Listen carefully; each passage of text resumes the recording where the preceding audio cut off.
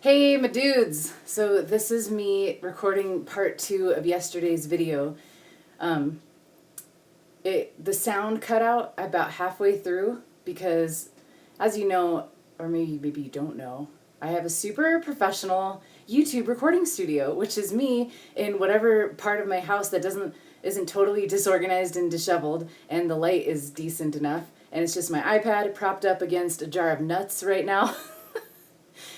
And apparently, what I learned yesterday was if I have a timer set on this iPad and it goes off, and then I hit turn that shit off, apparently it destroys the audio for the rest of the video. So I recorded the whole second half of that with no sound, which I realized after I watched it and was like, oh shit. So here's part 2. What I was saying yesterday, if you haven't seen it, catch up. I showed you my cat, and I was going to talk to you about the eyeball injury I got. Because basically what happened was my cat got himself stuck somewhere outside and I had to go rescue him. And in the process of him getting down from a high place, he used my eyeball as a place to put his frightened claw. So that makes it sound worse than it was. Obviously, it's fine. I have a corneal abrasion, no big. But actually, it was a big deal. It was scary. It was 7:30 in the morning, and all of a sudden I had this cat claw poked in my eye. And I'm still trying to not fall off of the ledge that I was on and helping this cat down. And we go in the house and he curls up on the bed and goes to sleep like nothing happened. And my eye is just watering. It hurts like hell. It's burning. And I start to get afraid about what is happening with my eyeball juice or my sight or what could happen. And then I start crying and had a little moment. But because I manage my mind and work on my thinking a lot, and that's why I have these videos to help you do the same if you're interested. I was able to keep myself from spiraling into a really terrified place and was able to kind of brush it off and just do the next right thing, which was to call the nurse line and see, hey, should I go get this checked out or what? So I talked to the nurse on the phone, and she said that over 50% of cat scratches do get infected. And she was like, does your cat have all of its shots? And I'm like, no, it's just the stray that I have taken a liking to, and he has taken a liking to me, and he just hangs out, and God knows what's on his claws. And she's like, when was your last tetanus shot? And I was like, So she's like, yeah, go to the ER. And then I was like, well, we'll see. And then I called someone else that I know who I love and is a nurse, and she's like, yeah, go to the ER. So fortunately I had Medicaid. And this is funny because what I wanted to share too in this video is this idea of there's certain places or events that can happen that we tend to think cause our feelings, right? Or we tend to expect bad things to happen, or that it's going to be a negative time. I've shared a video about having a surprisingly amazing, wonderful time in the Department of Human Services.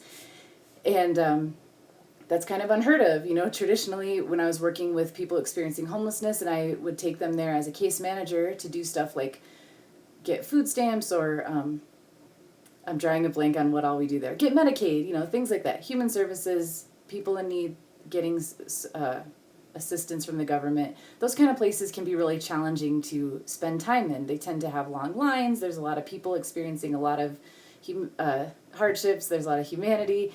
It can be tricky. And I never wanted to go to those places, and I always kind of dreaded them. To me, the ER qualifies as one of those places with a bad rep.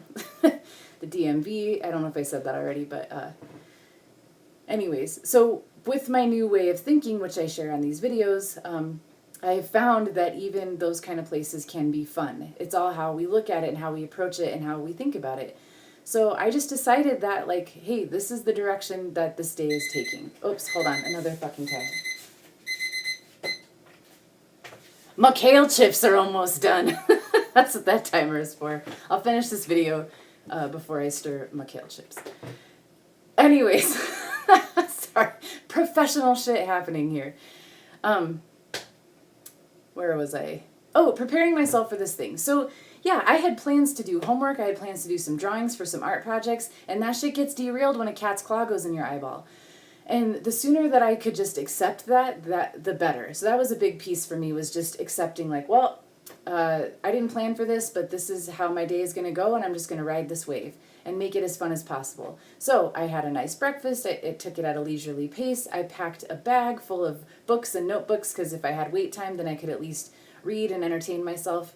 I decided to walk there and enjoy the walk. I got a nice coffee before I went. And it was a totally radical and pleasant experience at the ER on a Saturday morning. It was totally dead. I was seen almost immediately. Everybody that I crossed paths with was super friendly.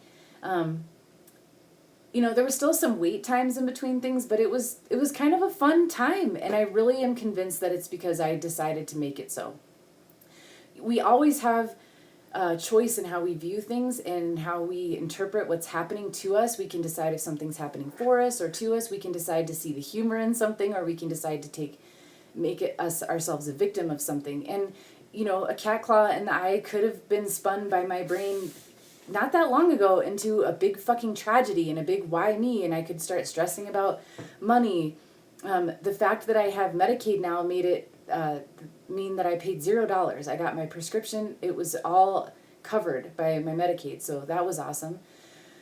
So I feel like there's a lot of lessons here, but the main one I wanted to share with you was the idea that we can take things that are happening in our lives and unplanned events, and we can have fun with them no matter what. It's not our circumstances that cause our feelings, it's how we think about shit. So I just wanted to share, if I can have fun at the ER, I'm sure you can have fun with whatever's going on in your life that might suck on the surface. And I feel for you. It's not that stuff's fun, and it's not that I wish that it happened to folks, but I think that we can find a better way to look at things if we want to. So let me know your experience with that kind of shit. I love you all. Thank you for being here. Thank you for putting up with this thing in 2 parts. And I'll see you in a few days with that Noisy Neighbors update. All right, bye.